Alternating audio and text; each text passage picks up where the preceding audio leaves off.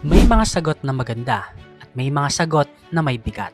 Pero ang tanong, ito na ba ang sagot na pang Miss Universe Philippines?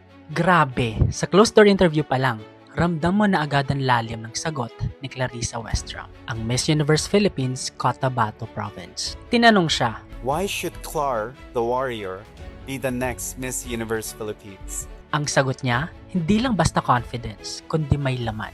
Ayon sa kanya, ang isang Miss Universe Philippines delegate ay hindi lang basta authentic, hindi lang basta nagsasalita, kundi sumisigaw para sa masa. Isang babae na marunong makinig, may malasakit, at may kakayahang i-represent ang boses ng tao. At dito nagiging mas interesting ang kwento niya kasi hindi lang ito puro ideals. May pinanggagalingan siya.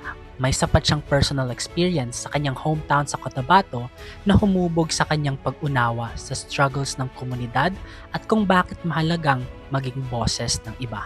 Pero eto ang tanong, kapag may laman ng karanasan at may laman ng pananaw, sapat na ba ito para tumama sa Miss Universe level of impact? Kasi sa Miss Universe Philippines, hindi lang what you believe ang labanan, kundi how deeply you've lived it. Still undeniable, may substance ang sagot niya, may puso, may pinanggagalingan at may potential na lumalim pa habang tumatakbo ang kompetisyon. At ngayon, ang tanong ng lahat, ito na ba ang sagot ng isang future Miss Universe Philippines o simula pa lang ng mas malakas na kwento niya? What are your thoughts about this? Don't forget to leave your comments and opinions below.